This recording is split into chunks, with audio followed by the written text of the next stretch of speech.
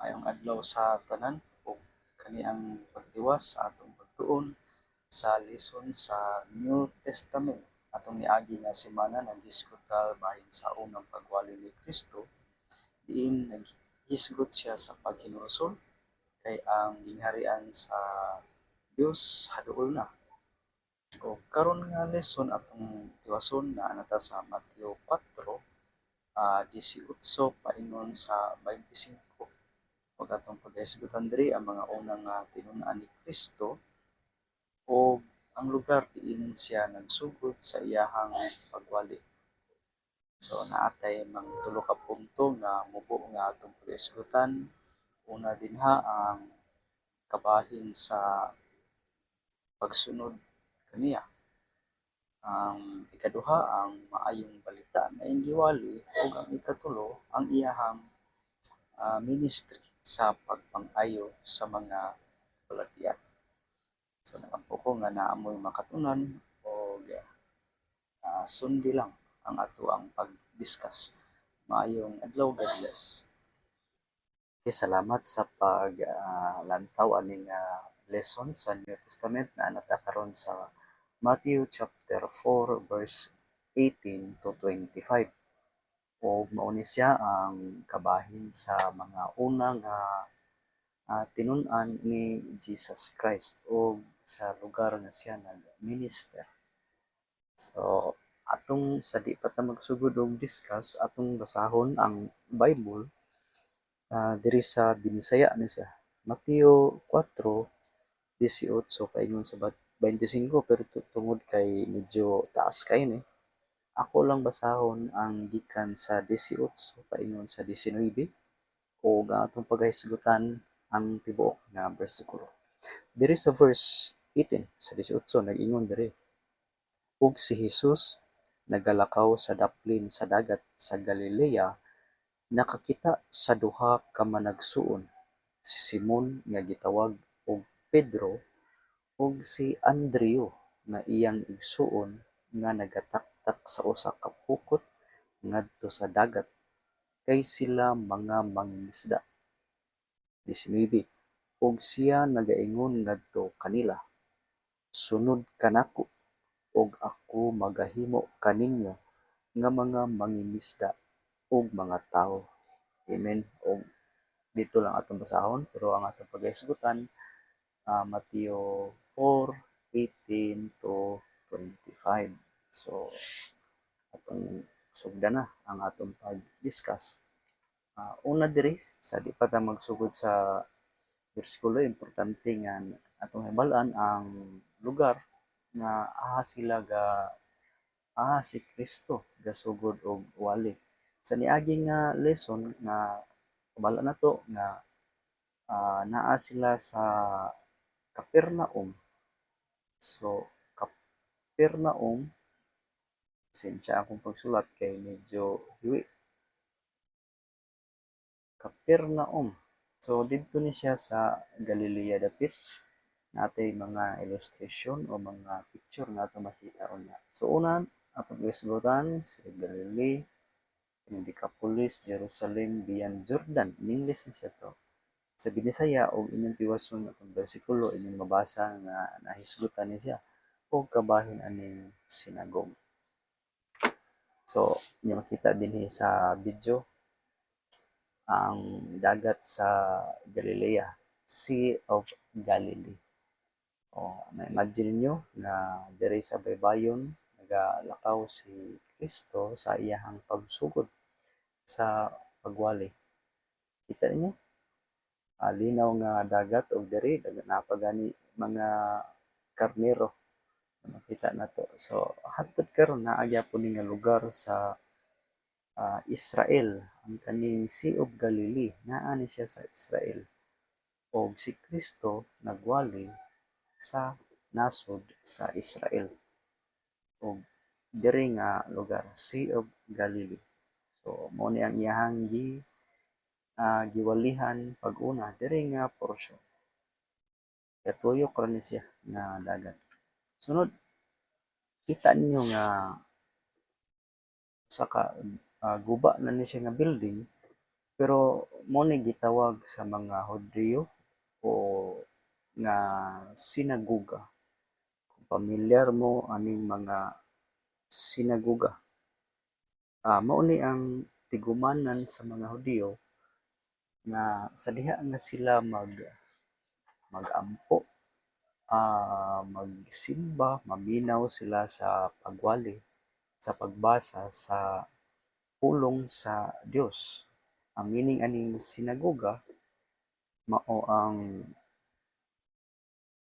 ah, lugar ni siya nga gathering di man mao ang akong pagkasulat, pasensya na. Gathering together. So diri nga lugar oo ang ilahang panagtigom. So matag pamilya ng mga Hudyo magtigom sila diri matag adlaw nga ilahang igpapahulay. So magsimba ni sila. Mao ni ang gitawag nga sinagoga sa Bisaya or synagogue sa Ingles. Dayon, kadali lang kaya. Okay. Tiwas ta sinagoga. Sa ako ato kayong idugang kaning sinagoga sa diha nga si Kristo ang nay usa ka time nga wala pa siya gasugod sa iyang pagwali nga batan-on pa siya ni uli siya sa iyahang lugar nga gidak-an nga mao ang Nazaret ug didto gani ni sa iyahang naandan nibarog siya didto og nibasa sa pulong sa Dios sa sulod sa sinagoga kung atong ablihan diri sa Lucas 4. Kung naamoy mga Biblia na diri sa Lucas 4:17 akong basahon diri. Ug dihay gitugyan ngadto kaniya nga basahon ni propeta Isaias. Ug sa dihang siya nakaabli na sa basahon, siya nakakaplag sa dapit diin kini nahisulat. Ang Espiritu sa Ginoo ania kanako tungod kay siya midihog kanako sa pagwali sa maayong balita ngadto sa mga kabus. Siya mipadala kanako sa pag-ayo sa mga masulub-on ug kasing-kasing, sa pagwali sa kagawasan ngadto sa mga dinakpan ug sa pagpahibalik sa panan-aw ngadto sa mga buta, sa pagpahigawas kanila nga nangabunog, sa pagwali sa nahimut-an nga tuig sa Ginoo. Ug siya milukot sa basahon ug siya mihatag niini pag-usab ngadto sa alagad ug milingkod ug ang mga mata sa tanan kanila nga diha sa sinagoga nakatutok kaniya. So naa sulod sa sinagoga sama ani ato nakita mao ni ang karaan nabungkag naman ni ron tungod sa gubat sa una. Mao ni ang dagway dito sa Israel sinagoga dito nga diin nagtigom sila og si Jesus Christ naay usa ka higayon nga ni barog siya ug nibasa sa gihatag nga ah, pulong sa Dios sa iya. O sunod mo ni ang gitawag sa mga Hudyo og Torah. Torah. Mao ni ang ilang binabasa sa sinagoga sa diha nga mobarog kay naa man ni sila matag panagtigom nila. Ug ang kaning Torah mao ni ang sa atoa naa ni siya sa Old Testament. Wala may New Testament ang mga Hudyo. Wala di man sila motuo kang Kristo. So kani ila napabilin sila sa Old Testament. Ug kaning Torah na naa sa Old Testament mao ni ang libro nga gikan sa Genesis, familiar mo sa ganung Genesis, paingon sa Deuteronomio.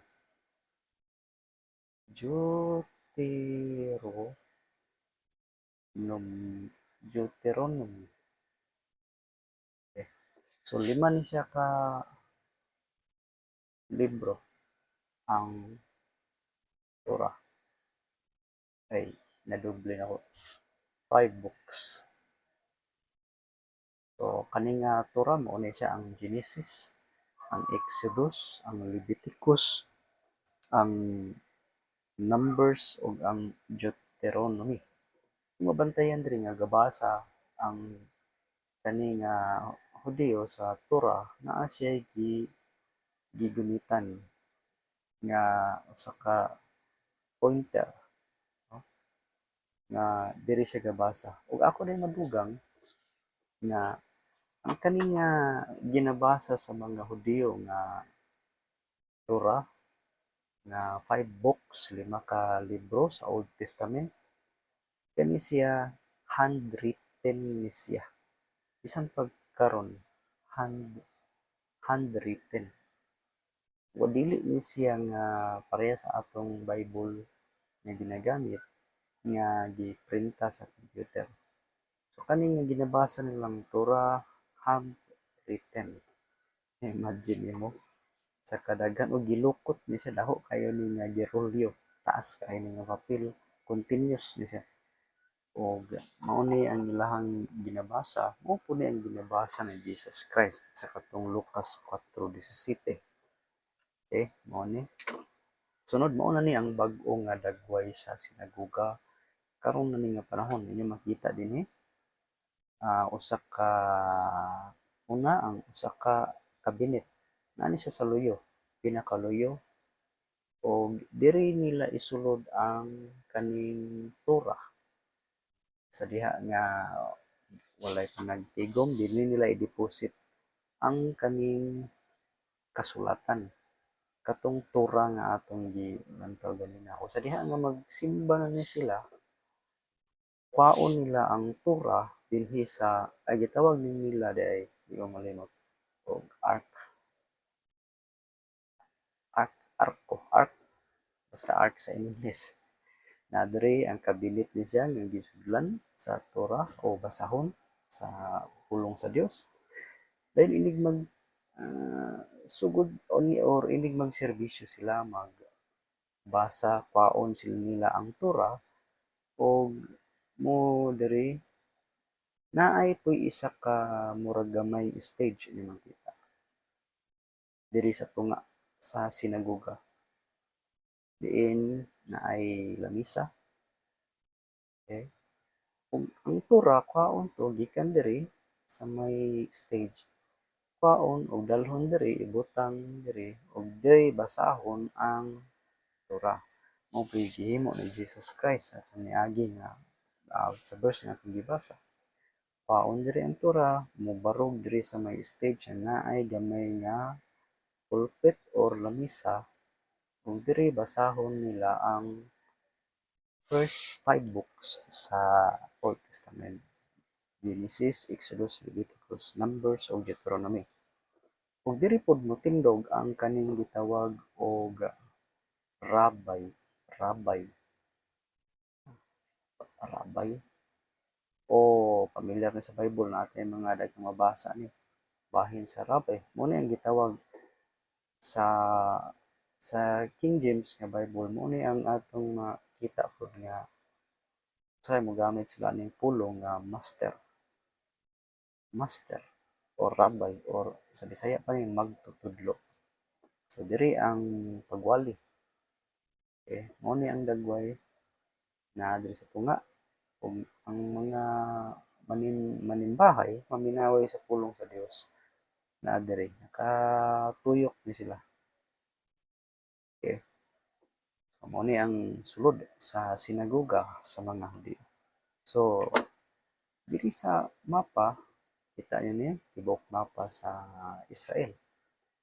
Ang Sea of Galilee ara kung i-point o may makita Sea of Galilee. Gamay ka ni. So mo ni ang tibuok Israel. Okay. Diri gasugod og wali si Jesus Christ ani nga portion sa Capernaum. Dere.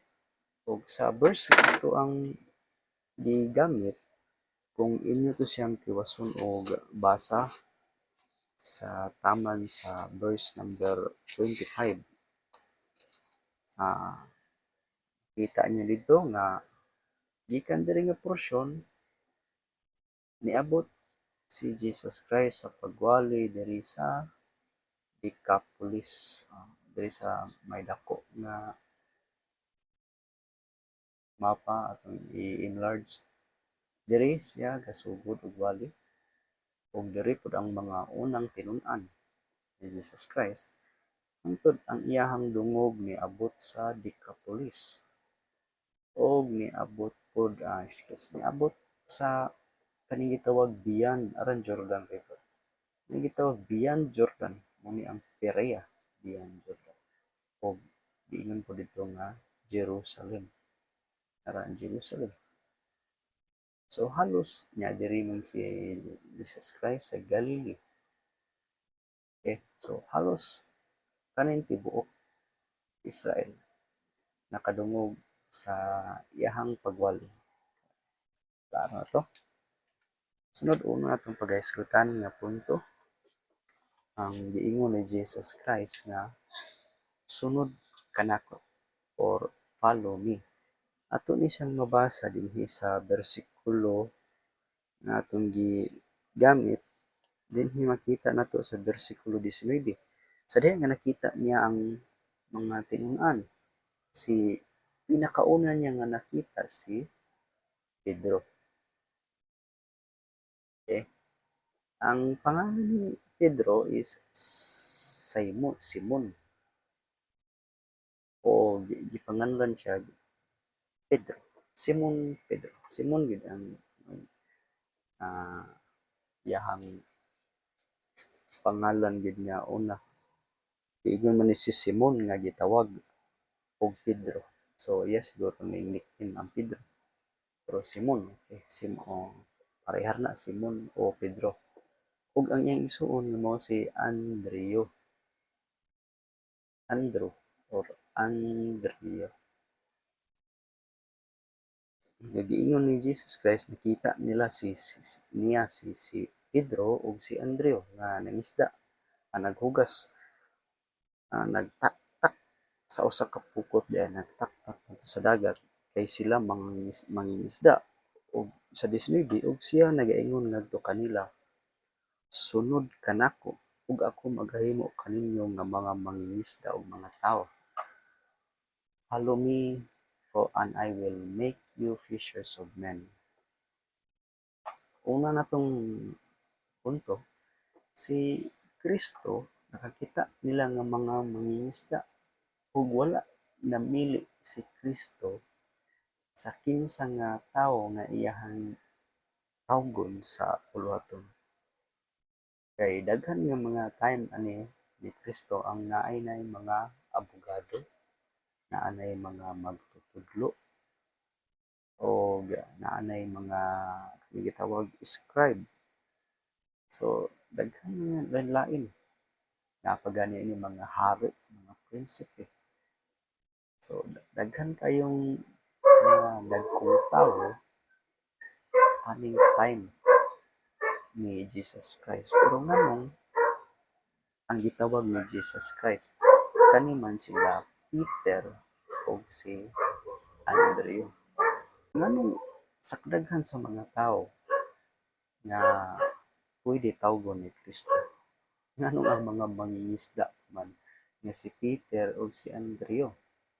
O dito sa unahan, iya kong nakita nga lain nga mga mangingisda nga magsuon nga si James o si John. Sa Bisaya pa si Santiago o si Juan. Sila mga fishers, mga mangingisda.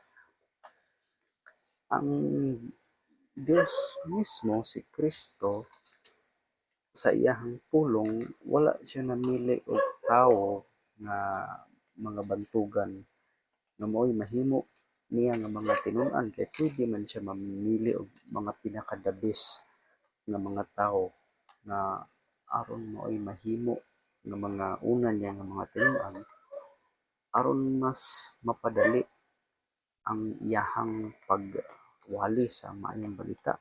Pero wala tungod kay ang Dios dili siya mo dili niya buot nga gamiton ang kaalam nga tawhanon. Ug gusto sa Ginoo nga ang makita sa mga katawhan giunsa niya nga bisan pa ang mga yano, mga simple kaayo nga mga tawo nga kung ang Ginoo namo ay molihok mo ay mogamit sa ilaha, pwede sila nga mahimong mga maayong galamiton sa pulong sa Dios. Si kang Kristo sa iyahang pagtawag, wala siya nagpili sa mga bantugan nga mga tao aron mao'y magdala sa maayong balita, pero wa man siya nagbawal pod. Pero kasagaran man gud sa mga bantugan ng mga tao, ilado ng mga tao, daghan ka mga politiko o mga graduhan ayo nga mga tao nga wala gyud pakialam sa mga pulong sa Dios. Ug lisod kaayo ang mga graduhan pud nga mga tao nga mo'y modala kay tungod sa ilang pagkataas sa ilang panglantaw sa kagalingon, lisod na kay sila nga mopaubos aron motuo mahimong galamiton sa Dios. So atong mabasa diri sa unang Korinto kapitulo 1 bersikulo 13 paingon sa 26. Sorry.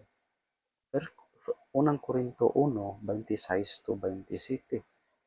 Basahon na to diri, nag-ingon diri ang Bible nga kay kamo nakakita sa inyong pagkatinawag, mga igsoon.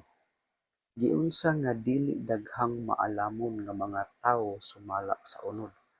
Dili daghang gamhanan, dili daghang halangdon ang mga gipangtawag.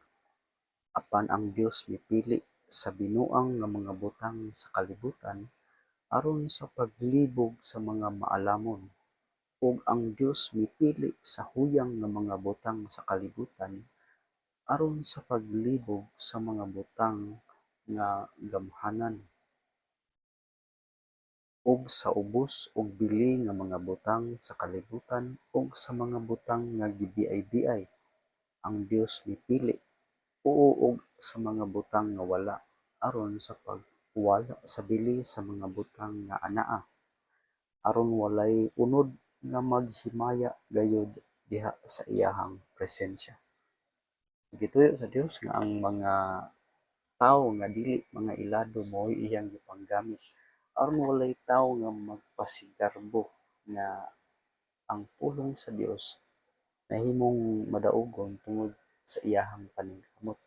So dili gusto ang Dios o si Kristo nga ang tao mahimong magpasigarbo tungod sa iyang abilidad nga sa kadaugan sa pulong sa Dios tungod sa iyahang gihimo, kundi sigon lang ni sa kabubot-on sa Dios. Ang Dios mao'y naghatag kadaugan, ang mga tao instrumento lang, ug ang Dios nalipay nga mopili sa mga ubos nga tao aron mo'y mahimong instrumento.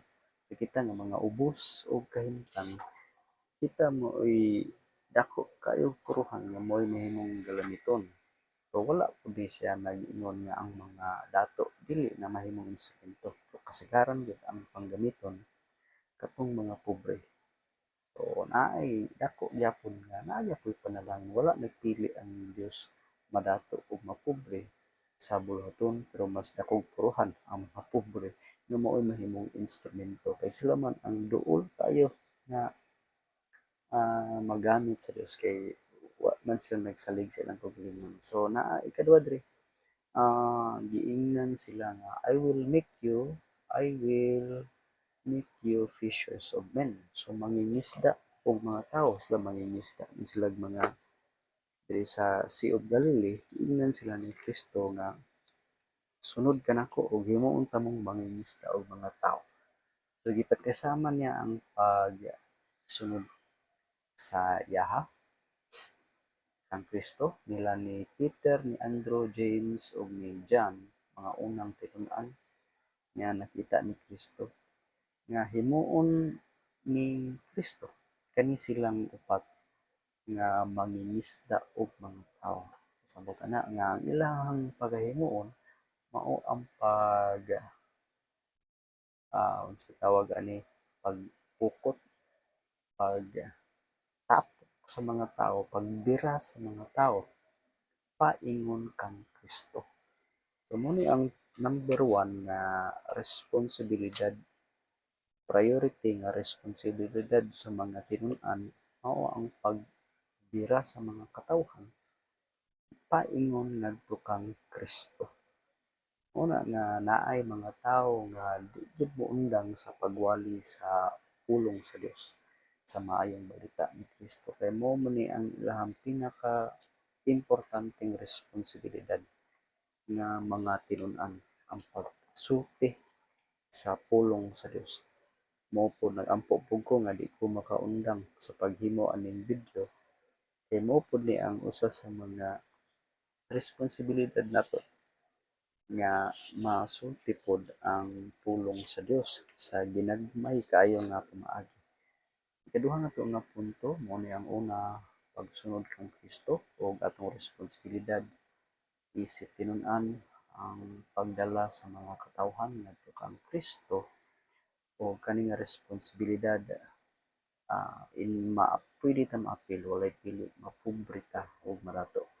Ikaduha dinhi ang kaning pagwali sa preaching, pagwali sa maayong balita o gospel. So kaning gospel ang Bisaya ani maayo, maayong inyong mabasa. Maayong balita. So news naa day nindot nga news ang mga tinun-an nga si Pedro, si Andrew, si Santiago ug si Juan. Mo'y gospel, nagdala sila maayong balita sa gingharian ni Kristo.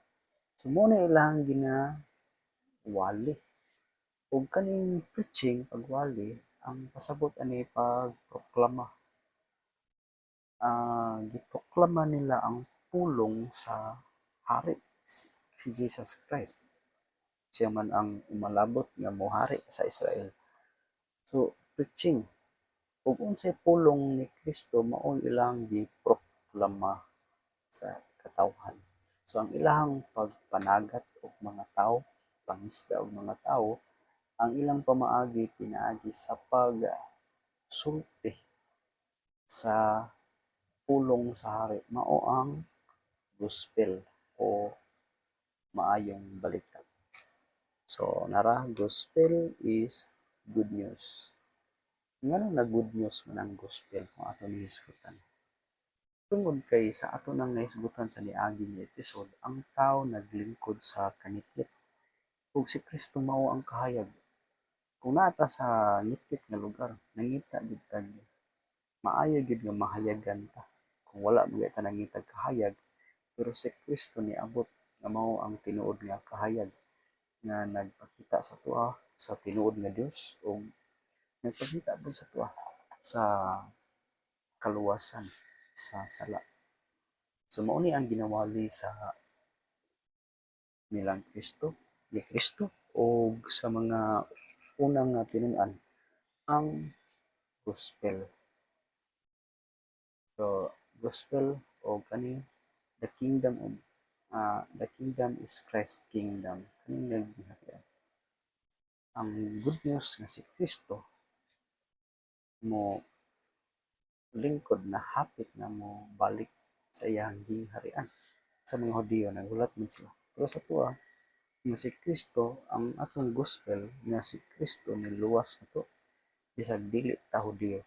Gihimo tang kabahin sa panamalayo sa Dios.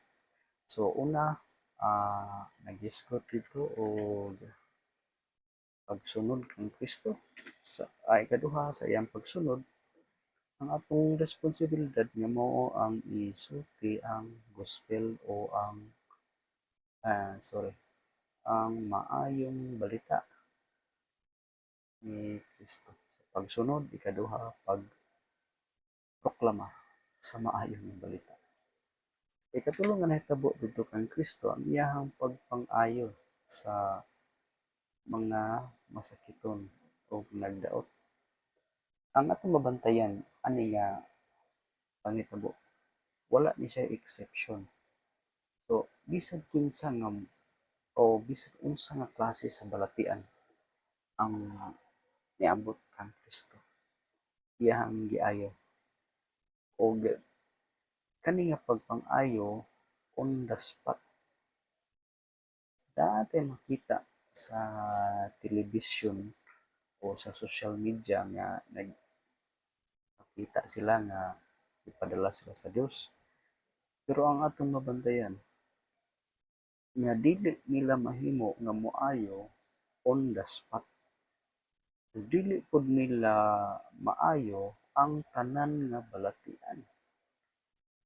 Sa libro sa mga buhat o Acts of the Apostles, nakita nato dito nga ang mga tinun-an ni Kristo sa dihang nabanhaw na si Kristo ni kayod dito sa langit na ang mga tinun-an na linabilin apostoles, bisan pa sila pinaagi sa balaang espiritu, wala gyapon pili ang ilahang maayo. Bisag si Pablo, bisag si Pedro, kaya nila manambal. Kung kani wala exception og maulian pa gid ni on the spot, dili ni nga maulian next year. Ug dili pud ni nga ilad-ilad nga pilion ra ang maulian. So naa dito ang maulian, naay kaning gipangyawaan, possessed with devils. Kaya nila palayason ang mga yawa o kaning mga lunatics o palsies, bisan pag ang kaning mga paralyzed. Oh, bisan pag ang kaning gipang sanla. So kaya nila nga ayuhon ni pinaagi sa dili nila kaugalingon, pinaagi sa balaang espiritu. So mao na ang atong diskutan, atong reviewon, pagsunod kang Kristo. So kinahanglan ta mosunod kang Kristo ug siya mohimo kanato nga mangisda og mga tawo, modala sa katawhan ngadto kang Kristo aron motuo sila kang Kristo pinaagi sa pagwali sa maayong balita ni Kristo. Ug kini pagkakaron di man nato mahimo na nga mangayo ta di kundi sa tanan nga gasa, pero naatay mabuhat. Kung dili man ta mga makapang-ayo sa physical, pwede ta mo contribute sa buluhaton aron dunay mga dauton o mga kalag na maulian ang ilang kalag kung sila makakita og motuo ang Kristo, nga si Kristo ang himo sa pamaagi. Atong basahon diri sa unang Korinto sa 15 bersikulo unang Korinto kapitulo 15 bersikulo 1. Kung atong basahon diri sa unang Korinto 15 1 paingon sa 4, ingon diri nga unsa maning maayong balita.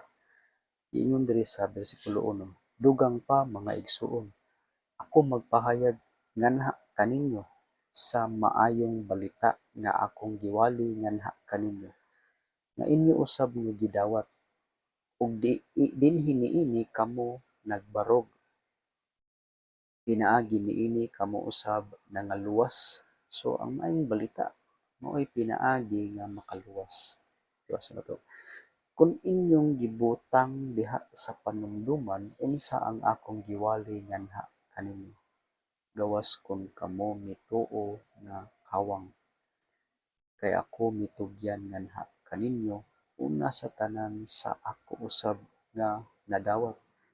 Giunsa nga si Hesus, nga si Kristo, namatay tungod sa atong mga sala, sumala sa mga kasulatan, ug nga siya gilubong, ug nga siya nabanhaw sa ikatulo ka adlaw, sumala sa mga kasulatan. So ang maayong balita nga si Kristo sumala sa kasulatan, namatay tungod sa atong mga sala, ug siya gilubong ug nabanhaw sa ikatulo ka adlaw. So ang atong mga sala nga may gipakamatyan ni Kristo pwede na mapasaylo kung kita motuo kang Kristo ug kaning iyahang gihimo nga mao'y maayong balita nga kinahanglan ni siya og mga tawo nga magdala sa maayong balita. Ato pong basahon dinhi sa Roma 10 nga unsay giingon diri sa Bible sa Roma 10 bersikulo 13. Giingon po dinhi Roma 10:13 paingon sa 17. Giingon diri kay si bisan kinsa nga motawag sa ngalan sa Ginoo maluwas. So walay pili ni madato, pobre, bay, lalaki, um, batan-on o tigulang man. Bisan kinsa, giingon sa 13, kay si bisan kinsa nga motawag sa ngalan sa Ginoo maluwas pasabot motuo. Sa 14, nan unsaon man nila sa pagtawag nganha kaniya sa kang kinsa sila wala mituo. Ug unsaon nila sa pagtuo diha kaniya mahitungod sa kang kinsa sila wala nakadungog. Ug unsaon nila pagkadungog kung walay magwawali. 15. Ug unsaon nila pagwali gawas kung sila ipadala. Ingon sa naisulat pagkatahom sa mga tiil nila nga nagwali sa maayong balita sa kalinaw ug nagdala sa malipayong mga balita sa maayong mga butang. Apan dili ang tanan kanila mituman sa maayong balita kay si Isaias nagaingon, Ginoo kinsa man ang mituo sa among taho. Busa ang pagtuo nagaabot pinaagi sa pagpaminaw ug pagpaminaw pinaagi sa pulong sa Dios. So, klaro ang atong gibasa nga nindot kaayo ang mga tao nga nagdala sa maayong balita ug wala po'y tao nga makadungog kung walay ipadala, walay moadto nga magdala sa pulong. Pero dili tanan mituo. Pero mao may pamaagi nga ang pagtuo magaabot pinaagi sa pagpaminaw sa pulong sa Dios. So maayong adlaw sa tanan, nagampo ko nga amoy nakakatunan aning atong lesson sa Mateo 4:18 paingon sa 25 ang unang mga tinun-an ni Kristo o ang iyahang gihimo nga bulaton sa pagwali o sa pagpangayo. Kita karon nakadungog ta sa pulong sa Dios ug naayo ang atong kayag sa diha nga motuo ta sa iyang gihimo sa krus sa Kalbaryo nga pag-ula siyang dugo ang mabayaran ang atong mga sala. Maayong adlaw sa tanan o God bless.